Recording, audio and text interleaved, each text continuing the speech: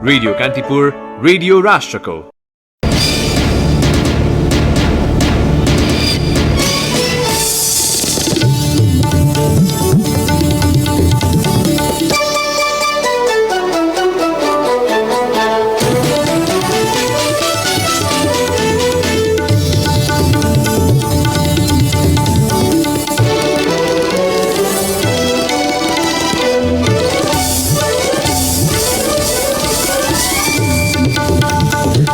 आगामी आइतबार संघीय संसदको अधिवेशन बोलाउन राष्ट्रपतिलाई मन्त्री परिषदको सिफारिस। सत्य निरूपण तथा मेलमिलाप र बेपत्ता पारिएका व्यक्तिको छानबिन आयोगको म्याद 1 वर्ष थप।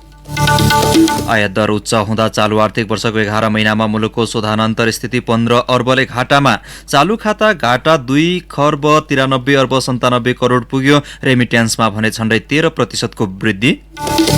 सरकार परिवर्तनसँगै छिमेकी मुलुकसँगको सम्बन्धबारे चर्चा सुरु। प्रधानमन्त्री देउवाले मुलुकको साख जोगाउन निकै कसरत गर्नुपर्ने जानकारहरूको भनाई। तालिबानद्वारा अफगान सरकार सामु 3 महिने युद्धविरामको प्रस्ताव। 7000 लडाकु रिहा गर्नुपर्ने पूर्व शर्त। र जापानको टोकियोमा हुने ओलम्पिकमा सहभागी हुने खेलाडी सहितको नेपाली टोलीलाई राष्ट्रपति भण्डारीद्वारा बिदाई। नमस्कार, कान्तिपुर डायरीका साथमा साथी रमेश र म बासु। समाचार अब विस्तारमा। सरकारले आगामी आइतबार बस्ने गरी संघीय संसदका दुवै सदनको अधिवेशन आह्वान गर्न राष्ट्रपति समक्ष सिफारिस गरेको छ। सिंहदरबारमा आज बसेको मन्त्री परिषद बैठकले आइतबार अपराह्न 4 बजे बस्ने गरी प्रतिनिधि सभा र राष्ट्रिय सभाको अधिवेशन आह्वान गर्न राष्ट्रपति विद्यादेवी भण्डारी समक्ष सिफारिस गर्ने निर्णय गरेको हो। सर्वोच्च अदालतको फैसलापछि कांग्रेस सभापति शेरबहादुर देउवाको नेतृत्वमा बनेको सरकारले पुनर्स्थापित प्रतिनिधि सभाको अधिवेशन बोलाउने निर्णय गरेको हो। सर्वोच्चले प्रतिनिधि सभाको बैठक साउन 3 गते भित्र बोलाउन आदेश दिएको थियो। एमाले अध्यक्ष केपी शर्मा ओली नेतृत्वको यसअघिको सरकारले गत सोमबार अन्त्य गरेको राष्ट्रिय सभाको अधिवेशन पनि बोलाउन सिफारिस गरेको सरकारका प्रवक्ता कानून न्याय तथा संसदीय मामिला मन्त्री ज्ञानेन्द्र बहादुर कार्कीले जानकारी दिनुभयो। यस्तै बैठकले सत्य निरूपण तथा मेलमिलाप आयोग र बेपत्ता पारिएका व्यक्तिको छानबिन आयोग र पदाधिकारीको म्याद थप 1 वर्ष थप्ने निर्णय गरेको छ। सशस्त्र द्वन्द्वकालमा भएका घटना निरूपण गर्न सरकारले 2071 सालमै 2 वटा आयोग बनाए पनि अझै ती आयोगले काम गर्न सकेका छैनन्। काम नसकेपछि सरकारले पटक पटक आयोग र तिनका पदाधिकारीको म्याद थप गर्दै आएको छ। आयात दर उच्च हुँदा चालु आर्थिक वर्षको 11 महिनामा मुलुकको शोधानन्तर स्थिति 15 अर्ब भन्दा बढीले घाटामा पुगेको छ। अघिल्लो वर्षको असार मसान्तसम्म 1 खर्ब 79 अर्ब 37 करोड रुपैयाँले बचतमा रहेको शोधानन्तर स्थिति त्यसको 1 वर्षपछि 15 अर्ब 15 करोड रुपैयाँले घाटामा पुगेको हो। गत वैशाख मसान्तसम्म पनि नेपालको अन्य मुलुकहरूसँग हुने वित्तीय लेनदेन शोधानन्तर स्थिति 7 अर्ब 75 करोडले बचतमा रहेको थियो। यस्तै चालु आर्थिक वर्षको असारदेखि जेठ मसान्तसम्मको अवधिमा मुलुकको चालु खाता घाटा 2 खर्ब 93 अर्ब 97 करोड पुगेको केन्द्रीय बैंकले आज जारी गरेको वित्तीय प्रतिवेदनमा उल्लेख छ। अघिल्लो वर्षको सोही अवधिमा चालु खाता 62 अर्ब 59 करोडले घाटामा थियो। चालु खाता घाटाको असर कुल विदेशी विनिमय सञ्चितमा पर्छ। 11 महिनाको अवधिमा विदेशी मुद्राको सञ्चित 36 अर्ब 19 करोड रुपैयाँले घटेर 13 खर्ब 65 अर्ब कायम भएको राष्ट्र बैंकको प्रतिवेदनमा उल्लेख छ।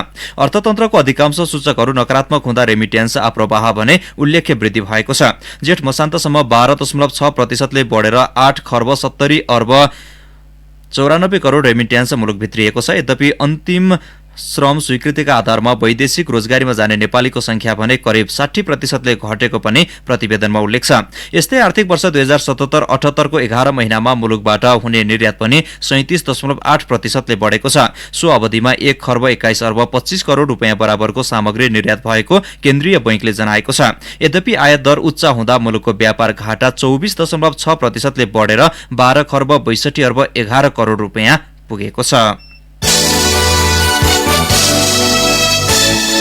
अब कान्तिपुर सविस्तारको पालो।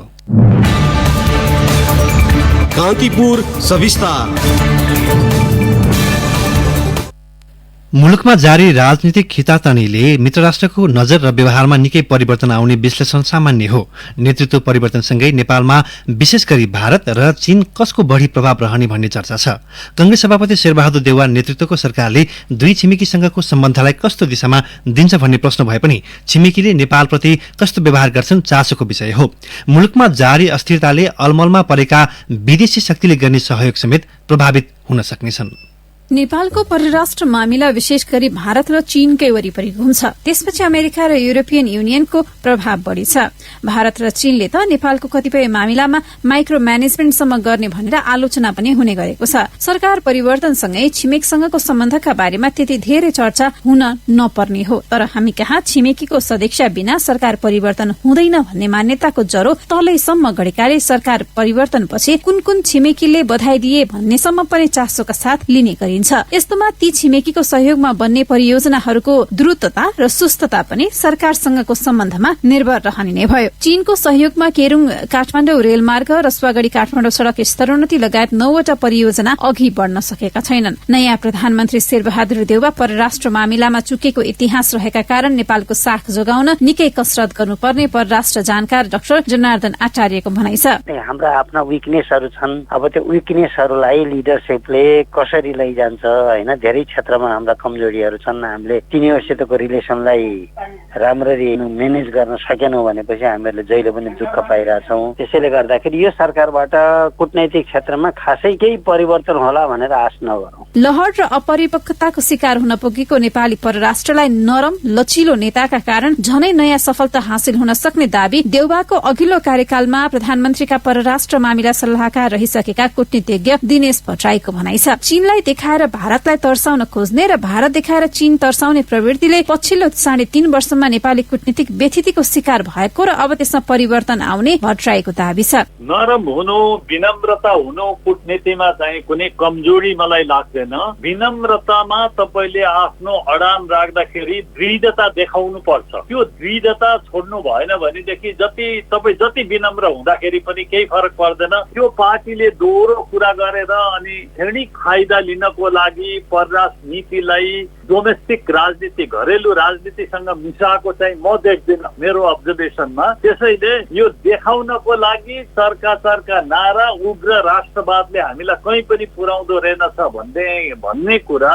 अहिले भर्खरै बहिर्गमित प्रधानमन्त्री अथवा उहाँले नेतृत्व गर्नुभएको सरकारको क्रियाकलापमा अन्तर्राष्ट्रिय जगतमा देखिएको छविले स्पष्ट पारेको छ। मुलुकको मूल नीतिमा कुनै परिवर्तन नभए पनि कोरोना महामारीका समय ल्याउनु पर्ने खोप सहित पुनः अर्थतन्त्रलाई चलायमान बनाउनु पर्ने चुनौती रहेका समय आएको नयाँ सरकारको पहलमा नै अन्तर्राष्ट्रिय सहयोग प्राप्त हुनेछ। सहयोग चाहने इच्छा भए पनि त्यसको पहलको प्रक्रियामा ढंग मिलाउन नसके सफल हुन नसकिने कूटनीतिज्ञ भेषबहादुर थापाको भनाइ छ। आन्तरिक विषयलाई बाह्य जगतले कसरी हेर्छ भन्ने कुरा त उनीहरूको आफ्नो धारणामा भर पर्ने कुरा हो। कसैको दबावमा नआएर आफू कुरालाई अगाडि राखेर संयुक्त राष्ट्र संघदेखि लिएर बाँकी विश्वसँग समुदाय कायम गर्ने, विस्तार गर्ने कुरामा चाहिँ नीतिको जुन प्याकेज छ त्यसमा चाहिँ फरक बोली ठाउँ छैन।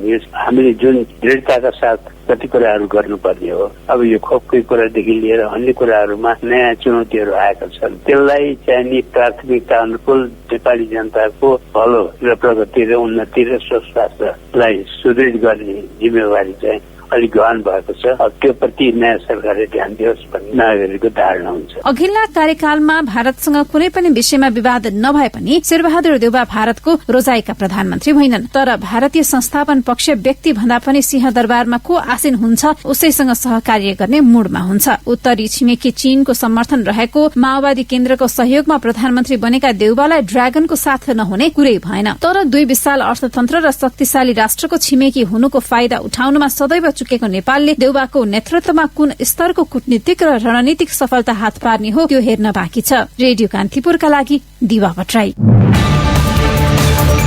कान्तिपुर सविस्ता। कान्तिपुर डायरीमा अब ब्रेकको पालो। कान्तिपुर डायरीमा अब बाँकी प्रसंग। मुलुकभर थप 2676 जनामा कोरोना संक्रमण पुष्टि भएको छ। 24 घण्टाको अवधिमा 12768 जनामा गरिएको परीक्षणबाट सो संख्यामा संक्रमण पुष्टि भएको स्वास्थ्य तथा जनसंख्या मन्त्रालयले जनाएको छ। जसमध्ये 8256 जनामा पीसीआर तथा 4512 जनामा एन्टिजेन परीक्षण भएको मन्त्रालयले जनाएको छ। परीक्षणका आधारमा संक्रमण दर 21% छ। यस्तै 1757 जना संक्रमण मुक्त भएका छन्। थप 33 जनाको मृत्यु भएको छ। मोरङ, सुनसरी गरी झापा, काठमाडौँ, भक्तपुर, ललितपुर, चितवन, कास्की र सुर्खेतमा 500 भन्दा बढी सक्रिय संक्रमित रहेका छन्। यसैबीच पूर्ण मात्रामा कोरोना संक्रमण विरुद्धको खोप लगाउनेको संख्या 11,08,868 पुगेको छ। कोभिसिल्डको पहिलो मात्रा खोप लगाएका 65 वर्ष उमेर समूहका करिब 13.5 लाख ज्येष्ठ नागरिकलाई जापानले उपलब्ध गराउने एस्ट्राजेनेकाको खोप दोस्रो मात्राका रूपमा लगाउने स्वास्थ्य मन्त्रालयले तयारी गरेको छ। सो खोप आगामी अगस्तसम्म नेपाल आइपुग्ने मन्त्रालयले जनाएको छ। यस्तै चीनबाट खरिद गरिएको मध्ये थप 32 लाख डोज खोप सहित नेपालमा 60 लाख बढी जनसंख्यालाई पूर्ण मात्रामा खोप लगाउने सुनिश्चित भएको छ। मुलुकभर 18 वर्ष माथि उमेर समूहका 2 करोड 16 लाख जनसंख्या खोप लगाउन योग्य छन्, जसमध्ये 1.5 करोड जनसंख्याका लागि थप खोप आयात गर्न सरकार सामु चुनौती छ। अन्तर्राष्ट्रिय राजनीति खोप केन्द्रित भएका कारण सो चुनौती नेपाल लगायतका अल्प विकसित मुलुकले भोग्दै आएका छन्। कोरोना भाइरस संक्रमण रोकथामका लागि काठमाडौँ उपत्यकामा लगाइएको निषेधाज्ञा साउन 10 गतेसम्मका लागि लम्बाइएको छ। काठमाडौँ, ललितपुर र भक्तपुरका प्रमुख जिल्ला अधिकारीहरूको आज बसेको बैठकले केही खुकुलो पार्दै निषेधाज्ञाको समयावधि 10 दिन थप गर्ने निर्णय गरेको हो। लामो दूरीका सवारी साधनलाई अझै अनुमति प्रदान गरिएको छैन।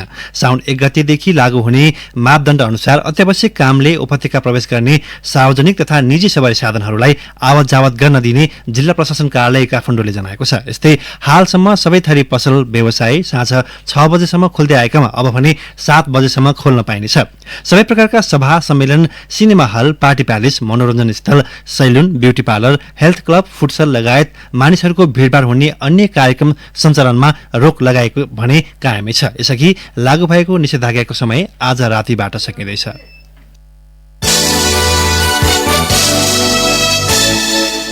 स्वास्थ्यलाई पहिलो प्राथमिकतामा राख्दै बजेट सार्वजनिक गरेको गण्डकी प्रदेश सरकारले कोरोना विरुद्धको खोप खरिद गर्न 1 अर्ब रुपियाँ विनियोजन गरेको छ। आर्थिक वर्ष 2078-79 को लागि असार 1 गते बजेट ल्याएको भए पनि सरकारले कुन क्षेत्रमा कति रकम विनियोजन भयो भन्ने खुलाएको थिएन। अर्थ मन्त्रालयले निकालेको रातो किताब अनुसार कोरोना विरुद्धको खोप किन्नका लागि 1 अर्ब र कोरोना भाइरस नियन्त्रण, रोकथाम तथा व्यवस्थापन कोषका लागि 20 करोड रुपियाँ विनियोजन भएको छ। मन्त्रालयका उपसचिव रमेश शर्माका अनुसार कोषमा 85 करोड रुपियाँ जम्मा भइसकेको छ। सोही कोषबाट नै कोरोना सम्बन्धी उपकरण खरिद तथा व्यवस्थापनका लागि खर्च गरिएको उहाँले बताउनुभयो। यस्तै स्वास्थ्यतर्फ 2 अर्ब 17 करोड 34 लाख 83 हजार रुपियाँ रहेको छ।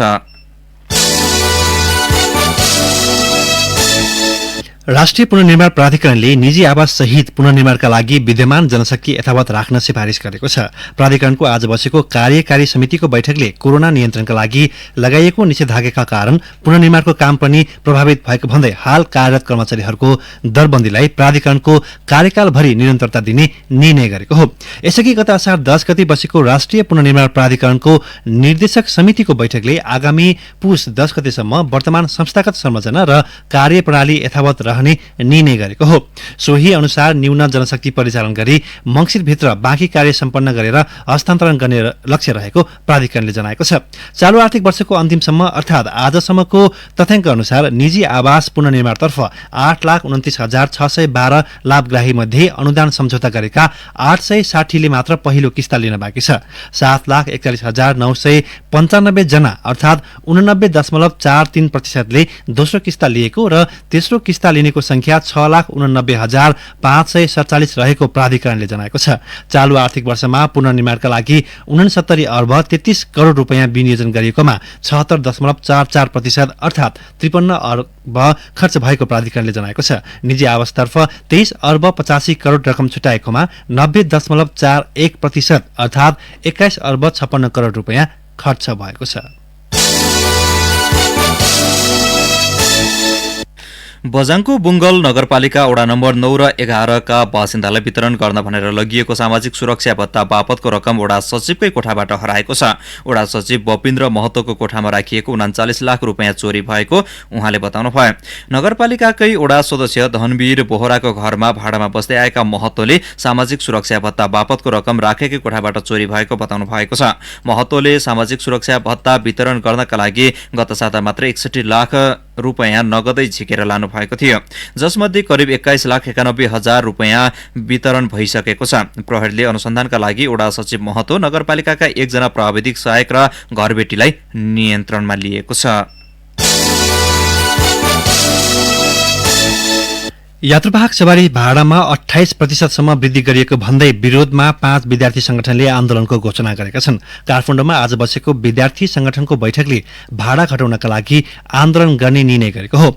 साउन 1 गते यातायात व्यवस्था विभागमा ज्ञापन पत्र पेश गरेपछि आन्दोलनका थप कार्यक्रम घोषणा गरिने बैठकमा सहभागी अनेरा सहयोग क्रान्तिकारीका उपाध्यक्ष सुरेन्द्र बस्नेतले बताउनुभयो। यसैगरी नेपाल आयल निगमले पेट्रोलियम पदार्थको मूल्य 1 रुपियाँ मात्रै घटाएकोमा विद्यार्थी संगठनले असन्तुष्टि जनाएका छन्। ती संगठनहरूले निगमले 2071 पछि विद्यार्थी आन्दोलनको मागलाई आंशिक समाधान गर्ने प्रयास गरे पनि त्यो पर्याप्त नभएको बताएका छन्।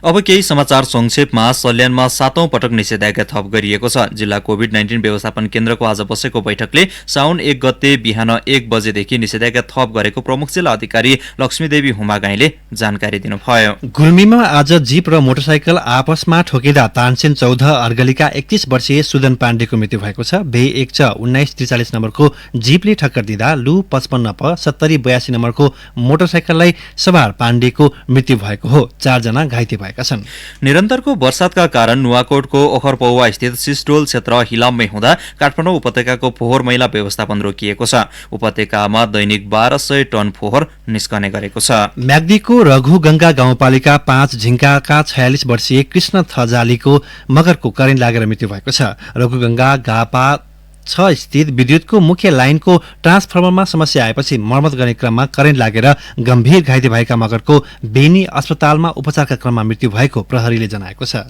लागौषध र हतियार सहित भारतबाट नेपालतर्फ आउँदै गरेका भारतीय नागरिक 41 वर्षीय पप्पू कुमार पटेललाई मोरङको विराटनगर जुट मिलको दक्षिण गेटबाट सशस्त्र प्रहरीले पक्राउ गरेको छ। उनको साथबाट कटुवा, पिस्तोल, चक्कु, 2 थान मोबाइल र लागौषध बरामद भएको प्रहरीले जनाएको छ। उद्योग संगठन मोरङले नयाँ व्यवसाय बनाउनका लागि स्टार्ट अप एन्ड इनोभेसन कार्यक्रम सुरु गरेको छ। नयाँ सोच र इच्छाशक्ति भएका कर्मशील युवाको व्यावसायिक सोचलाई उद्यमशीलतामा रूपान्तरण गर्न सो कार्यक्रम सुरु गरिएको उद्योग संगठन मोरङका अध्यक्ष सुयेश प्याकुरेलले बताउनुभयो। कान्तिपुर डायरीमा अब जनकपुर डायरीको पालो। जनकपुर डायरीबाट श्याम सुन्दर शशीको नमस्कार। जनकपुर धाम विमानस्थलमा 42 करोडको लागतमा निर्माण गरिएको कन्ट्रोल टावर 7 महिनामै क्षतिग्रस्त भएको छ। नयाँ प्रविधिको प्रयोग गरी निर्माण गरिएको सो टावर केही महिनामै भत्किन थालेपछि गुणस्तरहीन निर्माण सामग्रीको प्रयोग भएको आशंका गरिएको छ। 4134 वर्ग मिटरमा फैलिएको नयाँ टर्मिनल भवनको संरचना स्टील तथा सिमेन्ट ब्लकले निर्माण गरिएको छ। घनसा स्थित आयुर्वेद औषधालयको पहलमा ग्रामीण इलाकाहरूमा विशेषज्ञ चिकित्सक तथा ल्याब सहितको स्वास्थ्य शिविर सञ्चालन गरिएको छ। असार अन्तिम साता सुदूर कमला नगरपालिका वार्ड नम्बर 2 को माटी झिटकौलिया, धौमसाधाम नगरपालिका 5 को पर्वता लगायतका स्थानमा आयुर्वेद स्वास्थ्य शिविर सञ्चालन गरिएको थियो, जसमा 507 जना बिरामीले स्वास्थ्य जाँच गराएका थिए भने 200 से अधिकलाई रगत, दिशा पिसाब तथा ब्लड प्रेसर आदिको जाँच गरिएको थियो। धौमसाको कुल धान उत्पादन हुने भूमि मध्ये 70% रोपाई भइसकेको जिल्ला स्थित कृषि ज्ञान केन्द्रले जानकारी दिएको छ। केन्द्रका बालीविद प्रदीप यादवले दिनुभएको जानकारी अनुसार समयमा पानी परेकोले धान रोपाईमा तीव्रता आएको हो। धौमसामा कुल 54,000 हेक्टरमा धान खेती हुन्छ। ती मध्ये झन्डै 40,000 हेक्टरमा रोपाई भइसकेको छ भने रोपाई हुने क्रम जारी नै छ। कृषिविद यादवका अनुसार धान रोपाईको लागि असार 15 देखि श्रावण 15 सम्मको समय उपयुक्त मानिन्छ। क्रियाशील सदस्यता विवाद समाधानको माग राखी धौमसाका सन्तुष्ट कांग्रेस नेता कार्यकर्ताहरू हिजोदेखि नेपाली कांग्रेस केन्द्रीय कार्यालयमा धरना बसेका छन्। क्रियाशील सदस्यता सम्बन्धी विवाद कायमै रहेकाले कार्यकर्ता धरनामा बसेका हुन्। क्षेत्र नम्बर 1 का पूर्व संविधान सभा सांसद प्रेम किशोर शाह, क्षेत्र नम्बर 4 का पूर्व सांसद डाक्टर चन्द्रमोहन यादव सहित 100 नेता कार्यकर्ता पार्टी कार्यालय अगाडि धरना बसेका छन्। जनकपुर डायरी आजलाई यति नै। श्याम सुन्दर शशीलाई बिदा दिनुहोस्। नमस्कार। जनकपुर डायरीपछि कान्तिपुर डायरीमा पुनः ब्रेकको पालो। कान्तिपुर डायरीमा अब आर्थिक प्रसंग। नेपाली सेनाले जिम्मा लिएको कर्णाली करिडोर खुलालु लैफु सल्लीसल्ला 122.75 किलोमिटर सड़क निर्माण सम्पन्न भएको छ। कडा चट्टान भएको कालीकोटको खुलालुदेखि हुम्लाको सल्लीसल्लासम्म नेपाली सेनाको सड़क निर्माण कार्य दलले 7 ठाउँमा सैनिक क्याम्प राखेर 7 वर्षमा निर्माण सम्पन्न गरेको हो। सरकारले राष्ट्रिय गौरवको आयोजना घोषणा गरेको भारतको रूपैडियादेखि चीनको तिब्बत जोड्ने उत्तर दक्षिण करिडोर अन्तर्गत कालीकोटको नरहरिनाथको खुलालुदेखि हुम्लाको सर्केघाट गाउँपालिकाको सल्लीसल्लासम्मको सड़क निर्माणको जिम्मा सेनालाई दिएको थियो। चालु आर्थिक वर्षको अन्तिम दिन आज धितोपत्र बजार दोहोरो अङ्कले बढेको छ। नेप्से परिसूचक 11.33 अङ्कले बढेर 2883.38 अङ्कमा पुगेको हो। कारोबार भएका होटल, विकास बैंक, उत्पादन, जीवन बीमा, लगानी र अन्य समूह घट्दा वाणिज्य बैंक, व्यापार, जलविद्युत, वित्त, निर्जीवन बीमा, लघु वित्त, म्युचुअल फण्ड समूहको उपसूचक उकालो लाग्यो। आज 8 अर्ब 14 करोड 36 लाख रुपियाँ बराबरका 5 करोड 85 लाख 2109 किता सेयर किनबेच भएको नेपाल स्टक एक्सचेन्जले जनाएको छ। गोर्खास फाइनान्सको सबैभन्दा धेरै 36 करोड 70 लाख 23 हजार रुपियाँ बराबरको सेयर किनबेच भयो। अब अन्तर्राष्ट्रिय प्रसंग तालिबान विद्रोहीले अफगानिस्तानमा 3 महिने युद्धविराम गर्न सरकार समक्ष प्रस्ताव गरेको छ। त्यसको सट्टामा सरकारले 7000 तालिबान लडाकु रिहा गर्नुपर्ने पूर्व शर्त अघि सारेको छ। अफगानिस्तानको सरकारी वार्ता टोलीका सदस्य नादेर नादरीले तालिबानले निकै ठूलो शर्त राखेको बताउनु भएको छ। काबुलले हालसम्म तालिबानको शर्तबारे कुनै औपचारिक प्रतिक्रिया दिएको छैन। अमेरिकी सेना बाहिरिने क्रम तीव्र भएसँगै तालिबानले अफगान सेनामाथि आक्रमण तीव्र पारेको छ। तालिबानले 85% भूभागमा नियन्त्रण जमाएको दावी गरिरहेका समय युद्धविरामको प्रस्ताव गरेको छ। यद्यपि उसले 1/3 क्षेत्रमा नियन्त्रण कायम गरेको पुष्टि हुन सकेको छ। तालिबानका नेताहरूले संयुक्त राष्ट्रसङ्घको कालो सूचीबाट आफ्नो नाम हटाउन समेत माग गरेका छन्। गत वर्ष अफगानिस्तान सरकारले हिंसामा प्रयोग गर्न नपाइने शर्तमा 5000 लडाकुलाई रिहा गरे पनि ती सबै युद्धमा नै खटिएको विश्वास गरिन्छ, जसका कारण लडाकु रिहाईप्रति अफगान सरकार खासै इच्छुक नरहेको बीबीसीले उल्लेख गरेको छ। अब खेल प्रसंग जापानको टोकियोमा हुने ओलम्पिकमा सहभागी हुने नेपाली खेलाडी सहितको टोलीलाई राष्ट्रपति विद्यादेवी भण्डारीले विदाई गर्नुभएको छ। 32औं ग्रीष्मकालीन ओलम्पिकमा सहभागी हुने खेलाडी सहित नेपाली प्रशिक्षक र व्यवस्थापकलाई शीतल निवासमा आयोजित कार्यक्रममा राष्ट्रपति भण्डारीले शुभकामना सहित विदाई गर्नुभएको हो। नेपाली खेलाडी सहितको 10 जनाको टोली भोलि जापान जाँदैछ भने अर्को टोली आगामी सोमबार त्यसतर्फ प्रस्थान गर्नेछ। टोकियो ओलम्पिकमा पौडीबाट गौरीका सँगै एलेक्जेन्डर शाह, एथलेटिक्सकी सरस्वती चौधरी, सुटिङकी कल्पना परिया र जुडोकी सोनिया भट्टले नेपालको प्रतिनिधित्व गर्नेछन्। नेपालबाट 5 खेलाडी, प्रशिक्षक र पदाधिकारी सहित 25 जनाको टोलीले ओलम्पिकमा सहभागिता जनाउनेछ। यसअघि 3 सदस्यीय नेपाली टोली जापान पुगिसकेको छ। टोकियो ओलम्पिक जुलाई 23 देखि अगस्त 8 सम्म हुनेछ। अस्ट्रेलियाले चौथो टी20 क्रिकेटमा घरेलु टोली वेस्ट इन्डिजलाई पराजित गरेको छ। सेन्ट लुसियामा बिहान भएको रोमाञ्चक खेलमा अस्ट्रेलियाले वेस्ट इन्डिजलाई 4 रनले पराजित गरेको हो। जारी 5 खेलको सिरिजमा अस्ट्रेलियाको यो पहिलो जित समेत हो। अस्ट्रेलियाले दिएको 190 रनको लक्ष्य वेस्ट इन्डिजले 20 ओभरमा 6 विकेट गुमाएर 183 रन मात्र बनाउन सक्यो। अन्तिम ओभरमा वेस्ट इन्डिजलाई जितका लागि 11 रन आवश्यक थियो, तर अस्ट्रेलियन बलर मिचेल स्टार्कले 5 बलमा कुनै पनि रन खर्चेनन्। उनको अन्तिम बलमा रसेलले छक्का प्रहार गरे पनि वेस्ट इन्डिज जित निकाल्न सफल भएन। वेस्ट इन्डिजका लेन्डल सिमोन्सले 72 रनको अर्धशतकीय इनिङ्स खेले पनि टोलीलाई जित दिलाउन सकेनन्। इभिन लेविसले 31 रन जोड्दा कप्तान निकोलस पुरनले 16 रन बनाए। यस्तै Fabian एलनले 29 run जोड्दा Andre रसेलले Abhijit 24 run बनाए। बलिङमा अस्ट्रेलियाका मिचेल मार्सले 3 विकेट लिए, एडम जाम्पाले 2 विकेट लिए। यसअघि पहिले ब्याटिङ गरेको अस्ट्रेलियाले 20 ओभरमा 6 विकेट गुमाएर 189 रनको बनायो। अस्ट्रेलियाका मिचेल मार्सले 75 रनको अर्धशतकीय इनिङ्स खेले। कप्तान आरोन फिन्चले 53 रनको अर्धशतकीय इनिङ्स खेल्दा डान क्रिस्टियनले अभिजित 22 रन जोडे। वेस्ट इन्डिजका हेडेन वाल्सले 3 विकेट लिए। ओसने थोमस, आन्द्रे रसेल र फाबियन एलनले 1-1 विकेट लिए। वेस्ट इन्डिज भ्रमणमा रहेको अस्ट्रेलियाले सिरिज भने यसअघि नै गुमाइसकेको छ। 5 खेलको सिरिजमा वेस्ट इन्डिज 3-1 ले अघि रहेको छ। दुई टोली बीचको अन्तिम तथा 5औं खेल शनिबार हुनेछ। अन्त्यमा यस बुलेटिनका प्रमुख प्रसंग पुनः एकपटक। आगामी आइतबार संघीय संसदको अधिवेशन बोलाउन राष्ट्रपतिलाई मन्त्री परिषदको सिफारिस। सत्य निरूपण तथा मेलमिलाप र बेपत्ता पारिएका व्यक्तिको छानबिन आयोगको म्याद 1 वर्ष थप। आयात दर उच्च हुँदा चालु आर्थिक वर्षको 11 महिनामा मुलुकको सुधारान्तर स्थिति 15 अर्बले घाटामा। चालु खाता घाटा 2 खर्ब 93 अर्ब 97 करोड पुग्यो। रेमिट्यान्समा भने झण्डै 13% वृद्धि। सरकार परिवर्तनसँगै छिमेकी मुलुकसँगको सम्बन्धबारे चर्चा सुरु। प्रधानमन्त्री देउबाले मुलुकको साख जोगाउन निकै कसरत गर्नुपर्ने जानकारहरूको भनाई। तालिबानद्वारा अफगान सरकार सामु 3 महिने युद्धविरामको प्रस्ताव। 7,000 लडाकु रिहा गर्नुपर्ने पूर्व शर्त। र जापानको टोकियोमा हुने ओलम्पिकमा सहभागी हुने खेलाडी सहितको नेपाली टोलीलाई राष्ट्रपति भण्डारीद्वारा बिदाई। हौस् दिने प्रसङ्गसँगै कान्तिपुर डायरीको यो बुलेटिन अहिलेलाई यहीँ सकिन्छ। 8 बजे सेक्युरिटी एन्ड क्राइम डायरीका साथमा उपस्थित हुने नै छौँ। अहिलेलाई साथी रमेश र म बासु बिदा हुन्छौँ। नमस्कार। सूचना र मनोरञ्जनको सम्वाहक रेडियो राष्ट्रको रेडियो कान्तिपुर।